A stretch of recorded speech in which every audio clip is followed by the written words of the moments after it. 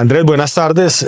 Hace unos días habíamos hablado pues, de la posibilidad de hacer un pequeño debate sobre el tema del costo de la vivienda en Colombia y de la dificultad cada vez mayor de las familias de poder acceder a una vivienda propia y lo que ha llevado como a la popularización o el crecimiento de la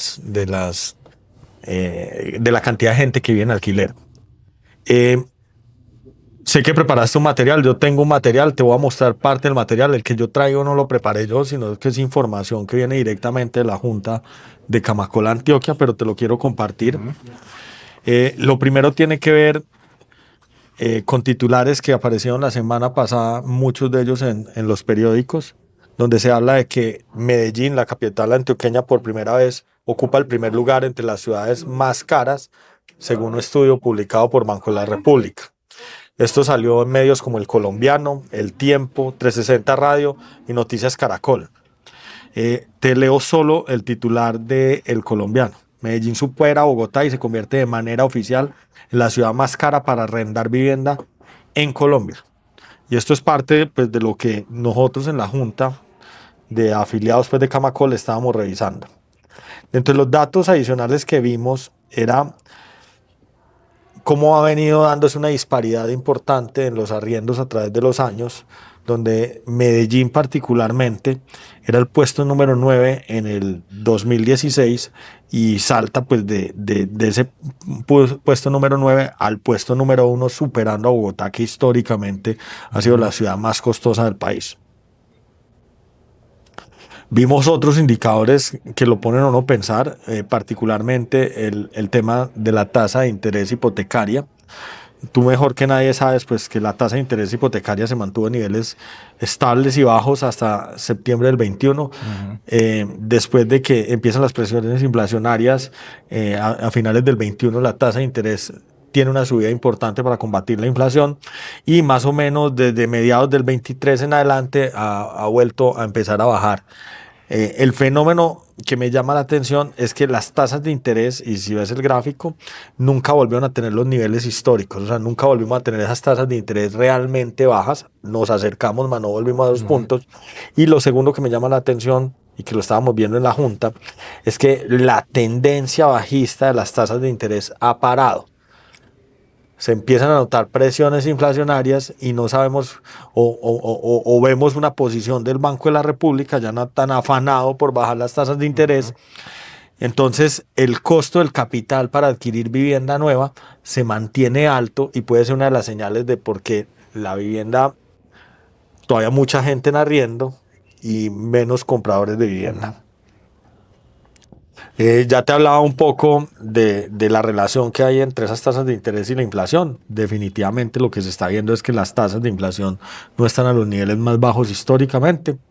Y lo otro que se está viendo es pues, las ventas de vivienda nueva en Antioquia, pero esto es más o menos parecido a nivel regional.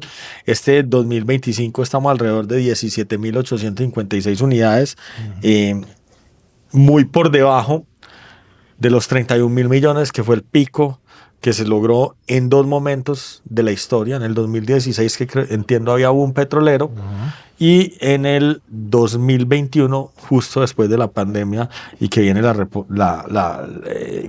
pues que se define como el sector de la construcción como el motor de la economía. En este momento estamos en niveles inferiores en más de 10.000 unidades anuales, que si uno suma eso con los déficits habitacionales que hay en el país, pues prende una alarma importante en el sentido de que se está produciendo mucha menos vivienda de la que realmente se necesita. Hay muchos más hogares. Vimos en esas estadísticas y como para seguir en esta contextualización, la participación BIS en Antioquia es el 46%, la no BIS es el 54%. Históricamente esta región participa más el no BIS que el BIS. Que lo llama uno el interrogante, ¿por qué no es al revés? Si la vivienda que realmente necesita es la BIS, la pirámide, nos habla de una población pues en su mayoría más pobre que necesita acceso a la vivienda. Entonces te traía eso como introducción. Sé que tienes unos datos, no sé si quieres que los veamos o arrancamos como las reflexiones Sí, Lucas, gracias. Este es un espacio muy interesante para poder generar discusión basado en datos, que podamos tener una interacción que alimente también la información y el conocimiento de las personas. Creo que podemos generar la discusión e ir mirando algunos datos que tenemos acá. Lo primero es esa realidad del universo de unidades de vivienda nueva comercializadas. Estamos por debajo de los 2 picos que ha tenido nuestro país y en particular nuestra región, que también si trazáramos una línea de tendencia tratando de eliminar esos picos, igual tenemos todavía un gap, todavía estamos por debajo de lo que sería una línea de tendencia de que nos llevaría a tener un universo de ventas superior. ¿Qué pasa en Antioquia? Puede haber varios factores. Primero, una propensión a la inversión mayor que en otras zonas del país. Es probable que también aquí haya una conciencia de la inversión inmobiliaria más arraigada como un instrumento que nos permite cubrirnos sobre la inflación, que nos permite diversificar un portafolio de inversiones, que puede tener una interacción el inversionista mayor con la comunidad de proveedores de activos inmobiliarios, de vivienda. También la norma, ¿no? A veces cuando uno revisa los temas normativos se encuentra que hay una exigencia alta de producir BIS en Medellín y que tienes unos mínimos de área más exigentes que en otras zonas del país, que tenemos retos desde el urbanismo, desde la provisión de suelo, desde la renovación urbana. Y eso puede generar también una dificultad de estructurar proyectos de vivienda de interés social en Medellín y en Antioquia frente a otras zonas. Te aterrizo eso bien claro. En el tema normativo, casi que el área mínima de gran parte de los municipios antioqueños es 54 metros por unidad. En algunos municipios te dejan bajar un poco menos, a áreas más pequeñas, sí, 49 metros y algo menor, pero sí hay una restricción de áreas importantes desde la norma. Lo segundo tiene que ver con 2 temas técnicos, y es que la zona sísmica tiene unas condiciones sísmicas de mayor riesgo que zonas como la costa. Entonces el costo de las edificaciones es mayor. Construir 1 metro cuadrado de vivienda BIS en Antioquia es más costoso que hacerlo en Cartagena o en Barranquilla. Entonces ahí viene un segundo tema que es importante. Correcto. Y el tercero tiene que ver con el tema topográfico y de disponibilidad de tierra. Entonces vos te vas para la costa caribe colombiana, Cartagena particularmente, te vas para Apartado, y hay la posibilidad de hacer los parqueaderos que exige la norma en superficie. Hay grandes extensiones de tierra, uno puede hacer los parqueaderos a nivel. El costo de construir los parqueaderos es costo de urbanismo, no costo de edificación. Cuando uno llega a Medellín hay que hacerlo en torre. Entonces cambia de manera significativa el negocio. Históricamente siempre hemos dicho perdemos plata en los parqueaderos, es la realidad. Yo no puedo ir a cobrar un parqueadero en 70 millones de pesos, nadie me lo paga, y eso va en contra de los proyectos de vivienda de interés social y es una de las grandes dificultades en Antioquia. Sí, claro, gracias, súper. Esa es una realidad que explica un poco esa mayor participación del mercado no BIS en Antioquia, pero que también evidencia el mayor déficit, ¿no? Una mayor necesidad de proveer vivienda de interés social porque somos una población que mayoritariamente como país vive en arriendo. Ahora lo mencionabas, 4 de cada 10 familias en Colombia ocupa una unidad habitacional en arriendo. Somos el país de Latinoamérica donde más familias viven en arriendo, casi el doble del promedio de la región. Eso nos deja ver que hay una restricción en el acceso a la vivienda, que hay unas familias que por interés, por fórmulas financieras que sacan, dicen, a mí me gusta el negocio de vivir en arriendo y tengo otras inversiones para pagar este arriendo y generar unos ingresos, pero también nos deja ver la dificultad del acceso a la vivienda, y las tasas de interés son un factor determinante. El Banco de la República en las minutas de sus juntas directivas ha dicho recientemente que está pensando que la tasa de interés se va a moderar, pero el equilibrio de tasa de interés ahora va a ser más alto que el equilibrio que teníamos antes. Y eso lo estamos viendo en las tasas de vivienda de crédito hipotecario. Va a ser más costoso. Va a ser más costoso. ¿Por qué? Porque somos un país con mayor riesgo fiscal, porque las finanzas públicas no están sanas, porque se está permitiendo que se liberen los límites de endeudamiento. Y eso hace ver al inversionista un mayor riesgo que quiere que se compense con una mayor tasa que pagamos todos. Todos estamos sujetos a esa mayor tasa. Viste ayer lo último, pues en cuanto a esa inestabilidad, la pelea de Petro con Trump va a terminar probablemente en tarifas adicionales para el comercio colombiano.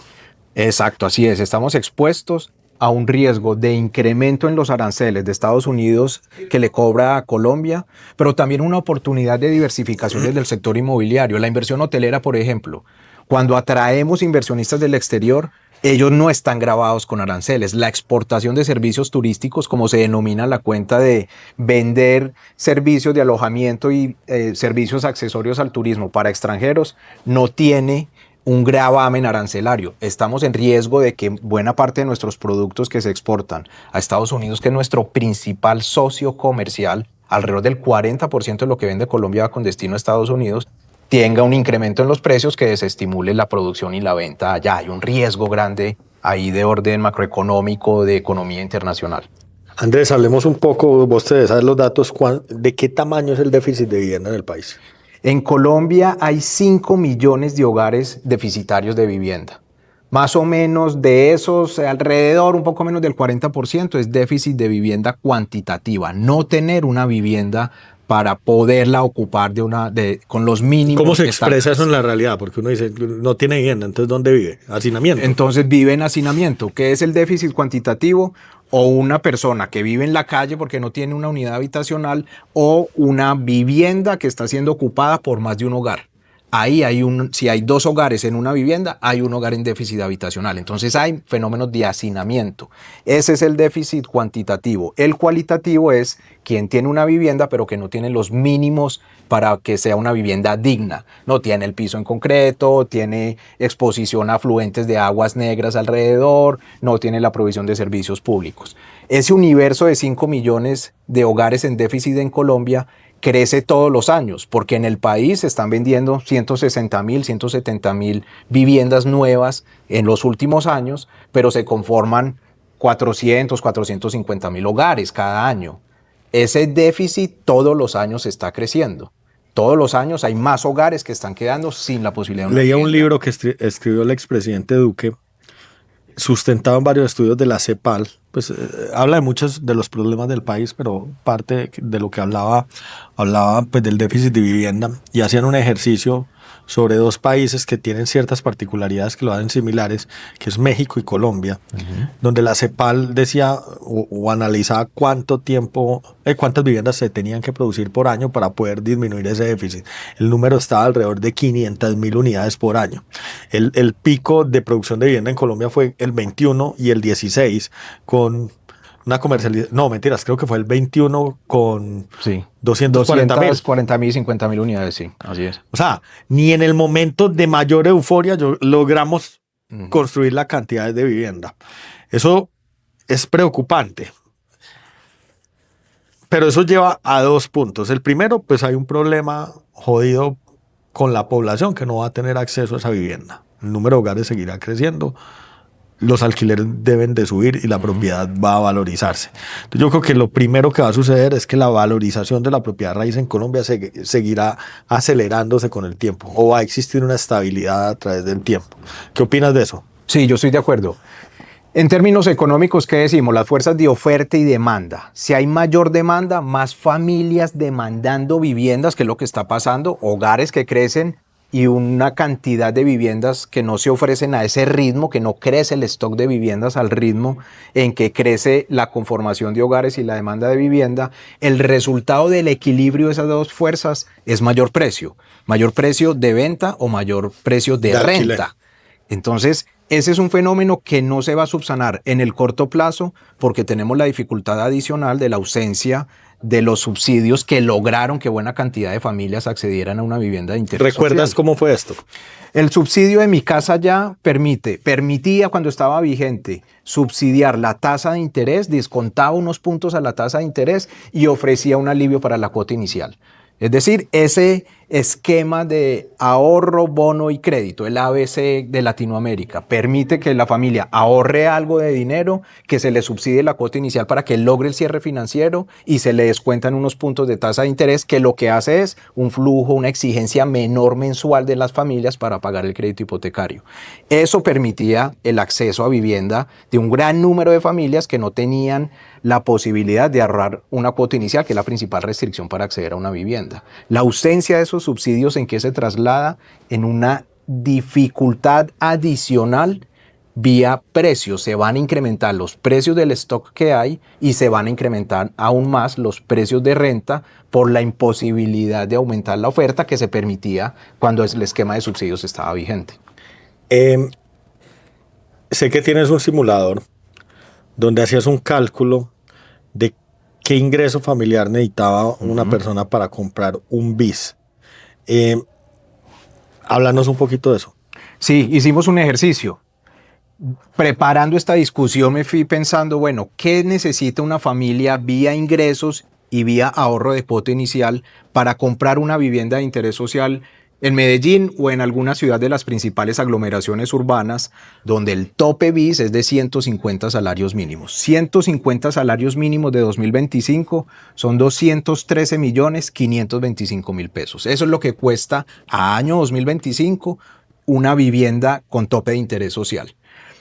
¿Qué ejercicio hacemos? Bueno, la cuota inicial para poder comprar esta vivienda, supongamos que es el 20% del valor. El 20% son 42.705.000 pesos.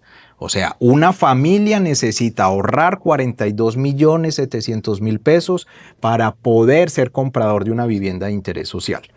Si suponemos que toma un crédito a 15 años, la tasa de interés es alrededor del 11%, un promedio en lo que están hoy en la gráfica que nos mostrabas. Eso va a implicar que el valor de la cuota mensual de esa familia para ser comprador de esa vivienda, tomando un crédito del 80%, es de 1.886.000 pesos. Como la norma nos dice que la primera cuota no debe exceder el 40% del valor del ingreso familiar, yo hallo ese equivalente. Si va a pagar 1.800.000 pesos mensuales de cuota hipotecaria, ¿cuánto debe ser el ingreso de esa familia? 4.715.000 pesos mensuales. Varias cosas ahí. Necesito que me hagas una operación. Coge esos 42 millones, que es la cuota inicial, que es el ahorro, y divídemelo por 2 salarios mínimos. O sea, 2.800.000 son 2 salarios mínimos. Correcto. Eso te debe dar un número que te está dando. ¿Qué número? 15.25. 15.25 salarios mínimos. Divide eso por 12. Listo, eso nos da 1.27 salarios mínimos. Entonces, una persona tendría, o una familia tendría que ser capaz de ahorrar un año 27, 1.2 años, la totalidad de su ingreso para poder acceder a la cuota mínima. Ya, correcto, sí. Me parece difícil, porque si tú dices una familia normal de salario mínimo será capaz de ahorrar que el 10% de su salario, que me parece una cosa muy alta, divídete ese, si ahorran, no, divido 10. O sea, se demoraría 10 años, 12 años en ahorrar esa cuota. Más o menos, eso es lo que me dice eso. Sí, con ese ritmo de ahorro, correcto. Con ese ritmo de ahorro, que yo no sé si la gran mayoría de la gente tiene para tener ese ritmo de ahorro o poder. Es difícil, claro. Es bastante difícil. Claro, es muy complejo que una familia que tiene un ingreso del orden de salario mínimo pueda destinar estas proporciones al ahorro para poder constituir una cuota inicial. El grueso del ingreso de una familia de salario mínimo se va en alimentos, que tienen una inflación alta recientemente, en transporte, en arriendo, en habitación, en alojamiento. Entonces, tener la capacidad de ahorrar estas proporciones le va a tomar mucho tiempo a esta familia, ahorrando con juicio ininterrumpido. Y ahí estamos hablando de una pareja. Ahí no estamos hablando de una persona sola. Una persona sola se va a demorar mucho más. Hay un fenómeno, no sé si te has dado cuenta, a nivel global, lo podríamos investigar. La edad de compra de primera vivienda es un fenómeno que esa edad viene aumentando a nivel global.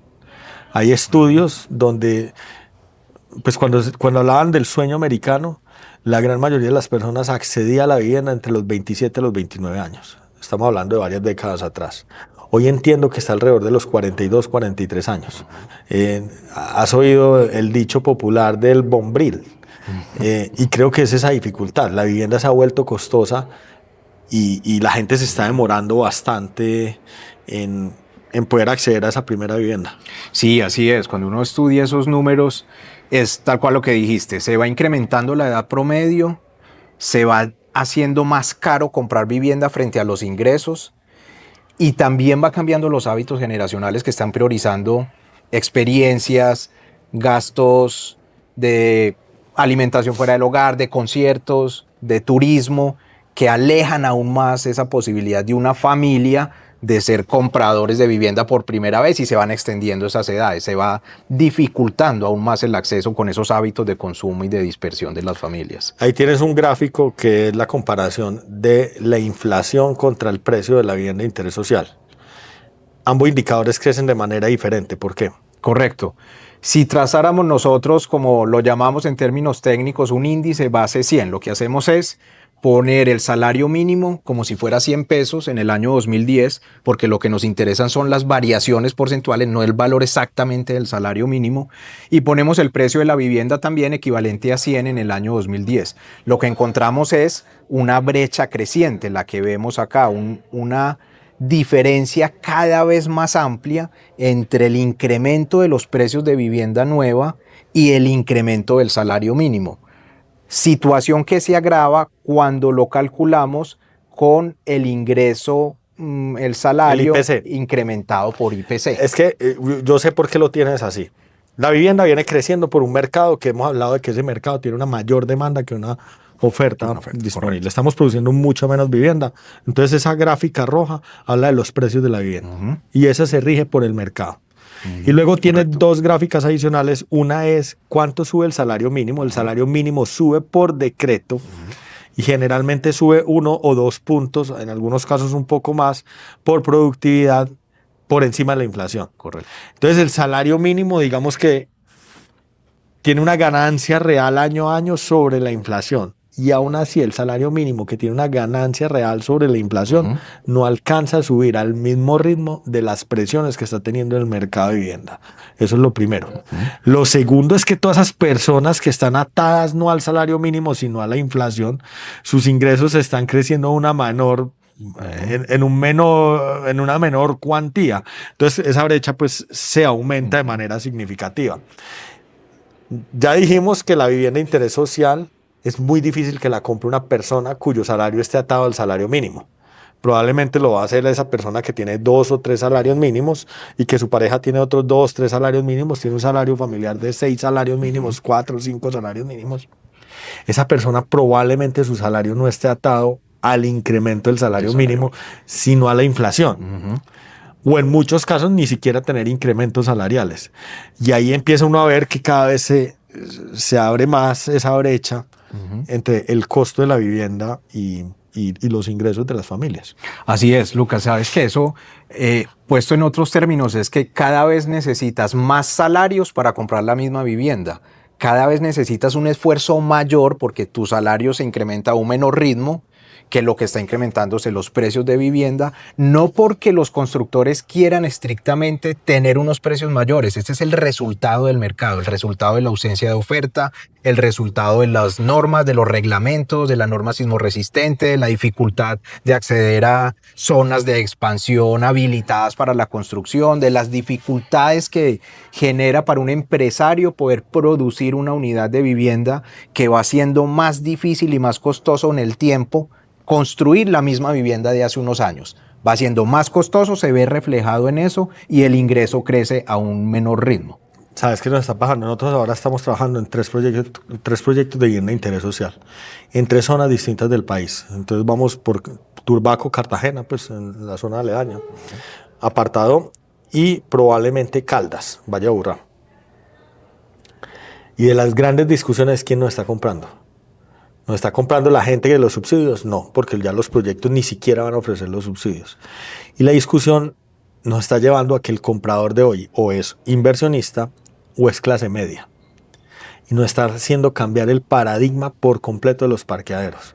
Entonces estos eran proyectos que tenían muy pocos parqueaderos, porque era gente que se movía en el transporte público, pero lo que estamos viendo es que ahora está viviendo la clase media, que sí tiene acceso a un carro o a una moto, y nos ha tocado empezar a replantear completamente pues, la cantidad o la relación de parqueaderos de carros y de motos en esos proyectos inmobiliarios. Claro, mira que cuando uno estudiaba las cifras de la incidencia de las familias queriendo tener un parqueadero en una unidad bis, en una vivienda bis, encontraba que más o menos 20-30% de las familias podrían ser propietarios, pero principalmente de motos. Y ahora encuentra uno que el grueso de esas familias son propietarios de vehículos, de automóviles que demandan espacios para el parqueo en una unidad bis que no era la que típicamente demandaba esas proporciones. Claro, tenés razón, eso cambia completamente la ecuación de la producción de ese inmueble. Hay otro tema que creo que hemos hablado bastante y es el tamaño de los hogares. Cada vez es más pequeño. Las normas no van al mismo ritmo. Cuando uno habla del tema regulatorio y habla de apartamentos de 54 metros en algunos spots, dice uno, eso estaba pensado, 54 metros, yo te digo de dónde sale. Casi que es el área mínima donde caben 2 alcobas o 3 alcobas. Pero dice uno, hoy uno debería replantearse eso, porque si hay tanto hogar unipersonal, ¿por qué no disminuyen las áreas para poder ofrecer un producto más competitivo para mucha más gente? Yo creo que es otra de las discusiones que se debería tener. Aparta estudios bis, por decirlo, o apartamentos pues más compactos, porque sí ha cambiado la dinámica social o el tamaño de los hogares. Sí, sin duda. De crecimiento de los hogares unipersonales en Colombia, este es un fenómeno mundial, pero las cifras de Colombia de cara a esta discusión de la vivienda de interés social encuentra que entre 2023 y 2024 se crearon 225.000 hogares conformados por una sola persona. Es decir, los hogares unipersonales... O sea, toda la producción de vivienda se podría ir a eso. Exacto. Y ni siquiera da abasto. Y no da abasto, quedaría con déficit. Entonces, la vivienda que se... 225.000 Colombia. Colombia 2023-2024. Una locura. 20% de los hogares hoy en Colombia son unipersonales. ¿Cuál es la vivienda que demanda este tipo de hogar, estas personas que no tienen una necesidad de un uso de espacio de lavandería tan exigente como una familia de 4 con niños que requieren mucha más dinámica, o el espacio social puede ser diferente? Entonces ahí también hay que llamar la atención del regulador para que advierta estos cambios y facilite la norma, la oferta para esta nueva población. Mira, cosas que uno podría intercambiar. Hoy un apartamento de 54 metros se debe entregar para que cierre financieramente para el desarrollador en 150 salarios mínimos con su proyección. Y se entrega en obra gris. Si existiera liberación de regulación, uno podría entregar un apartamento de 40 metros completamente terminado. Para esa persona que no requiere 54 metros, pero se puede ahorrar una plata de unas mejoras, porque con el área más pequeña yo podría terminar el apartamento y entregarle un producto pues en condiciones mucho mejores para poderse trasladar y vivir. De acuerdo, esos son los ejercicios que hay que hacer para evidenciar la realidad del mercado, porque a veces nos quedamos en que la vivienda digna, por el fenómeno de denominar dignidad, es un área mínima, pero puede ser una vivienda de un área menor, acabados, o en una zona con un urbanismo diferente, o la necesidad de producir más densidad de vivienda en ciertas zonas para no someter la producción de vivienda de interés social a las periferias. Un montón de fenómenos que uno puede analizar y decir, si desregulamos el mercado de vivienda de interés social, podemos optimizar la producción de vivienda de interés social. Ese tema regulatorio tenemos evidencia de Argentina, que la has tocado, evidencia de China, de cómo el fenómeno desregulatorio lo que propende es por un acceso a la vivienda con unos precios más asequibles, con una posibilidad de unas zonas de desarrollo que antes no se daban, con una posibilidad de un nivel de acabados que permite que la familia no tenga que seguir haciendo unos esfuerzos financieros adicionales importantes para acabarla. Un montón de fenómenos que la regulación, entendiendo los cambios sociales, puede propender para proveer vivienda. ¿Qué más datos traes? Yo traigo, por último, el dato de los incrementos del salario mínimo, en la reflexión también de que incrementar el salario mínimo implica el incremento del precio de la vivienda de interés social. Entonces, esa realidad, llamar la atención de eso. Siempre que estamos propendiendo porque el incremento del salario mínimo sea mayor, eso está resultando en un precio de vivienda de interés social mayor. Y la historia reciente nos muestra que los gobiernos nacionales en su cuarto año tienden a incrementar más el salario mínimo que en los 3 primeros años.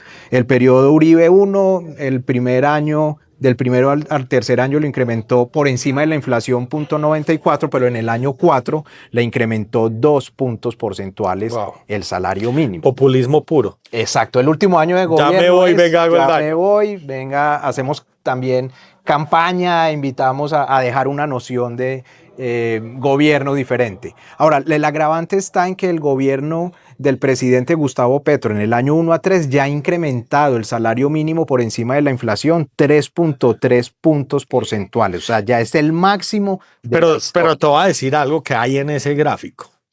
Y es que hay un cambio populista que no arranca en Petro, arrancó en Duque. O sea, uno mira, la mayor ortodoxia está en Santos 2 y Uribe 2.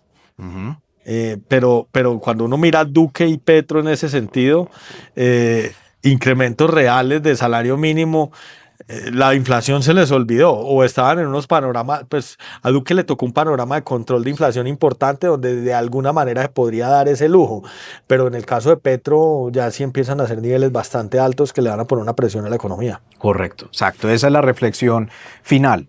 Tenemos también la necesidad de unas medidas macroprudenciales porque terminan incidiendo en la producción de vivienda, vía precios, pero vía también costos de construcción. O sea, esto se traslada finalmente se ahonda la problemática que hemos abordado en esta conversación. Se vuelve más difícil el acceso a la vivienda en la medida también en que los incrementos del salario mínimo sean en términos reales, es decir, por encima de la inflación, mayor de lo que es la media de lo que debe ser para que no genere... Andrés, definitivamente el problema del costo de la vivienda es un problema global.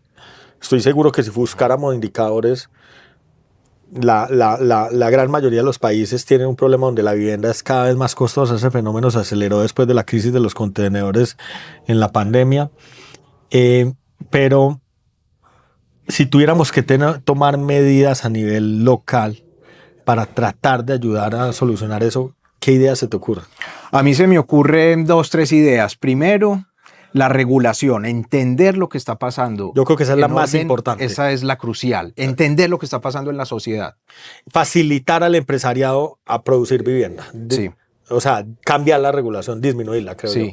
Sí, correcto. Cambiarla, disminuirla, facilitar los procesos de renovación urbana. Son muy complejos esos procesos y en la medida en que se facilitan, que se hacen macroproyectos ágiles, expeditos, que no tomen tanto tiempo la formulación, termina eso facilitando el acceso a vivienda. Entonces creo que ahí hay una clave importantísima. ¿Sabes qué? Un poco. Uno lo que encuentra son los POTS vienen con una duración de 10 años y en algunos casos duran hasta más de 10 años. En 10 años pasan muchas cosas. Es que en los últimos 10 años cambió la composición de los hogares, cambió la composición de cómo consumimos. Casi que debería existir mucha más facilidad. Casi que lo que uno buscaría de un gobierno es, hay una problemática que se evidencia, la vivienda está muy costosa.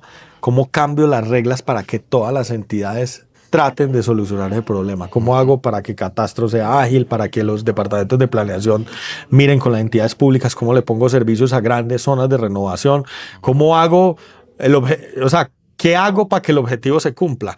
Que hoy estamos como por la ley muy atados y no permite, ¿verdad?, traer soluciones. Sí, de acuerdo. Ahí mencionaste los tiempos. Es evidente, ¿no? Hoy se aceleran mucho los cambios de orden social, de orden económico, y la regulación le toma un tiempo, y le toma un tiempo porque cuando se va a actualizar un POT, se está basando en la información de los últimos 10 años que ha cambiado, pero no tanto en cómo va a cambiar en el futuro. Entonces el cambio queda desactualizado ya una vez se implementa. Entonces creo que ahí hay un factor crítico para abordar desde el ordenamiento territorial, desde la regulación, desde la autoridad, para que con conciencia de esta problemática que hemos abordado, se formulen también las soluciones desde la norma y desde la regulación que propenda por aliviar este déficit habitacional que no deja de crecer. Listo, ¿qué otra cosa te ocurre? Yo creo que hay elementos de orden económico, es decir, que también hay algo como muy macro que son las finanzas públicas, que son las finanzas del Estado. En la medida en que somos conscientes de que una administración de Hacienda Nacional bien llevada, bien gestionada, esto repercute de manera saludable para toda la población, con menores tasas de interés, con mayor acceso al crédito, con mayor apetito de financiamiento desde el exterior, con una calificación de riesgo mejor para el país. Todo esto facilita todo el elemento de acceso a crédito. Ahí está clarísimo. Yo quiero ahondar sobre eso en este sentido. Si un gobierno es irresponsable con sus finanzas, el costo, ese mismo gobierno, porque consume más, va a competir por los recursos o el escaso capital que hay en un país como Colombia. Por eso estamos viendo hoy un gobierno muy burocrático que tiene que buscar mayores reformas tributarias y que está compitiendo por una cantidad de recursos. A lo que ha llevado eso es que hoy vemos en un escalón diferente la tasa de interés. El capital hoy es más costoso de lo que era antes. Y uno empieza como tratar de argumentar eso es muy fácil. Uno empieza a ver que las calificaciones crediticias del país disminuyen, que hay temor de los inversionistas, que empiezan los aranceles, que hay sanciones, que hay menor interés en el país. Si existiera mucho interés, vendrían inversionistas institucionales, las tasas de interés serían más bajas y tendríamos mayor oferta de capital. Mayor oferta de capital significarían tasas de interés más bajas y apetito de inversionistas a producir la infraestructura que hace falta. Hoy en Colombia una de las grandes problemáticas es que los institucionales no invierten en vivienda. O sea, hoy no vemos a los institucionales, fondos de pensiones, aseguradoras, bancos, invirtiendo de manera masiva, si hay unos casos específicos, pero no están invirtiendo de manera masiva ni en multifamily, ni en co-living, ni en proyectos nuevos de renovación. O sea, no es un producto masivo como si pasa en el mundo desarrollado, que uno dice hay demanda y al otro día sale oferta por todos lados de edificios completos para la renta o para la venta. Y yo creo que ese punto que tomas ahí es mucho más relevante que muchas de las propuestas que históricamente o han salido de los gremios o los empresarios, como por ejemplo la política de subsidios que en su momento fue tan exitosa, pero lo único que hace es ponerle más cargas financieras a un gobierno que ya tiene sus finanzas públicas destruidas. Golpeadas, sí. O sea, hoy no hay forma de ir a pedir subsidios, sí. Eso es una realidad. Sí, correcto, no, tienes toda la razón. Una política de vivienda que solo depende de subsidios enfrenta esto. En la ausencia de subsidios por los retos fiscales, se golpeó toda la industria de provisión de vivienda. Hay que encontrar unos mecanismos diferentes. Yo creo que por último, Lucas, también la concepción de productos inmobiliarios diferentes es algo que debe empezar a discutirse desde la regulación, desde la producción de vivienda, desde el comprador, desde el inversionista.